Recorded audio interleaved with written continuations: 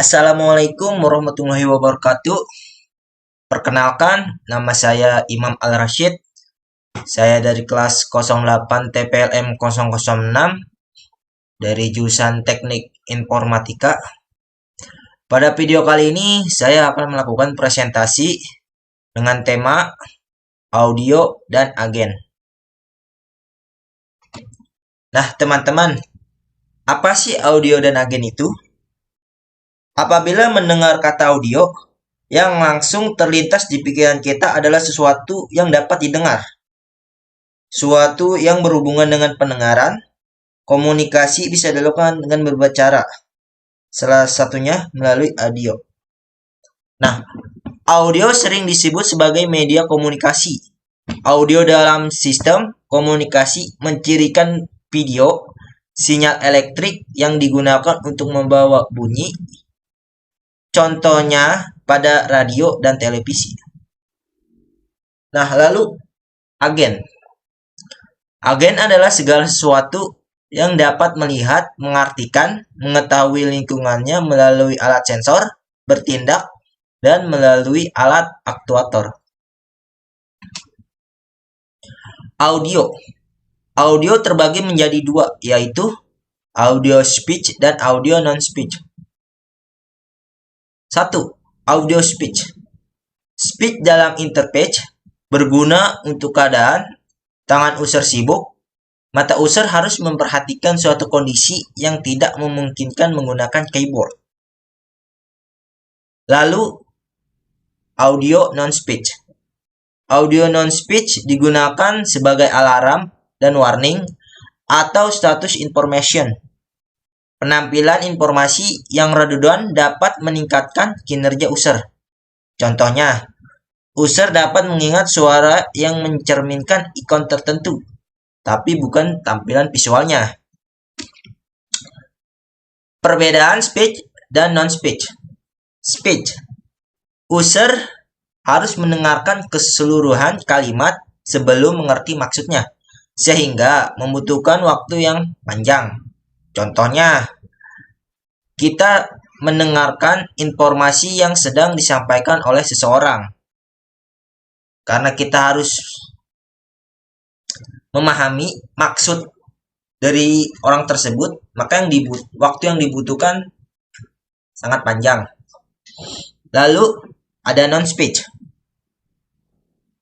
Dapat dialokasikan dengan kejadian khusus dan waktu yang dibutuhkan lebih pendek. Contoh gampangnya sih, seperti kita mendengarkan alarm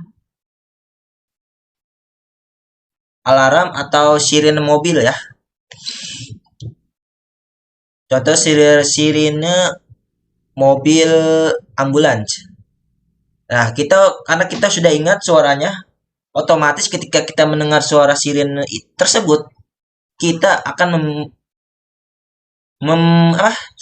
menyingkir dari jalan yang akan dilalui oleh mobil sirine, karena mobil sirine tersebut dalam keadaan darurat. Penggunaan audio non-speech.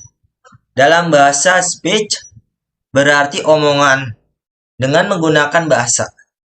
Non-speech yang dimaksud berarti interaksi dengan menggunakan tanda seperti siulan atau nada tertentu yang bersifat universal. Ketidakjelasan atau mode dapat dipecahkan dengan menggunakan informasi yang ditampilkan melalui media lain. Misalnya, speech recognition system juga menggunakan kamera untuk merekam gerakan bibir. Kata-kata yang tidak jelas atau frase dapat dipecahkan lebih akurat dengan menggunakan informasi visual. Audio non-speech bisa digunakan dalam beberapa kepentingan, yaitu peringatan, warning, alert, atau status message. Salah satu penggunaan non-speech audio adalah untuk mengingat atau mengingatkan suatu pesan. Warning, alert, peringatan, dan status message. pemberitahuan pesan. Tanpa sadar, sebenarnya itu adalah penggunaan dari non-speech audio. Contohnya pada saat baterai handphone kita hampir habis, ada alert atau peringatan agar kita mengisi ulang baterai handphone kita. Biasanya akan memberikan dan peringatan berupa bunyi seperti tut, tut, dan sebagainya. Lalu ada peripheral awareness. Peripheral awareness ini adalah pandangan atau penglihatan yang mampu mengenali situasi di sekeliling atau di samping. Kemampuan ini sering disebut juga penglihatan luas, yakni mampu melihat beberapa hal yang berbeda jauh dari titik fokus penglihatan. Contohnya kamera yang di zoom ya. Kamera atau kamera drone. Lalu sonifikasi. Sonifikasi adalah penggunaan suara berisik atau keras untuk menyampaikan informasi. Nah, contohnya kayak sirine tadi tuh, yang suaranya berisik. Kalau ada mobil ambulan lewat, biasanya ketika dia dalam keadaan darurat, dia bahkan nyalakan sirene atau alert yang menandakan kalau dia dalam keadaan darurat. Otomatis kita yang ada di depannya akan menyingkir ke samping untuk memberikan jalan pada ambulan tersebut. Lalu navigasi. Apabila kita mendengar kata navigasi, yang pasti kita ketahui adalah petunjuk jalan. Ada banyak tipe navigasi, dari navigasi visual seperti maps, GPS, sampai navigasi berupa audio. Agen. Agen adalah segala sesuatu yang dapat melihat, mengartikan, mengetahui lingkungannya melalui alat sensor, dan bertindak melalui alat aktuator. Manusia sebagai agen, mata, telinga, dan organ lainnya sebagai sensor, tangan, kaki, mulut, dan bagian tubuh lainnya sebagai aktuator. Robot sebagai agen, kamera, dan penjejak inframerah sebagai sensor. Berbagai motor penggerak sebagai aktuator. Software sebagai agen. Tekanan pada keyboard, isi file dan paket-paket pada jaringan sebagai masukan sensor. Tampilan pada layar, penulisan file dan pengiriman paket jaringan sebagai pengeluaran aktuator. Tipe-tipe agen. Goal to based.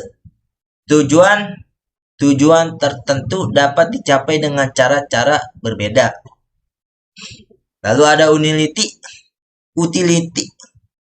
based. Agen membutuhkan tujuan untuk mengetahui situasi mana yang diharapkan. Akan menjadi sulit ketika urutan yang panjang dari tindakan action yang dibutuhkan untuk mencari tujuan. Lalu ada learning. Semua program-program agen terdahulu mendeskripsikan metode untuk memilih tindakan-tindakan action. Nah, terakhir adalah kesimpulan. Pada audio dan agen, dibahas mengenai berbagai metode interaksi antar manusia dengan komputer dalam pengoperasionalannya. Di mana pada audio dibahas mengenai interaksi manusia dan komputer melalui media suara, baik speech maupun non-speech. Begitupun pada agen, di mana agen merupakan media yang menjadi pengantar pada interaksi manusia dan komputer sehingga terjadi interaksi yang efektif. Thank you.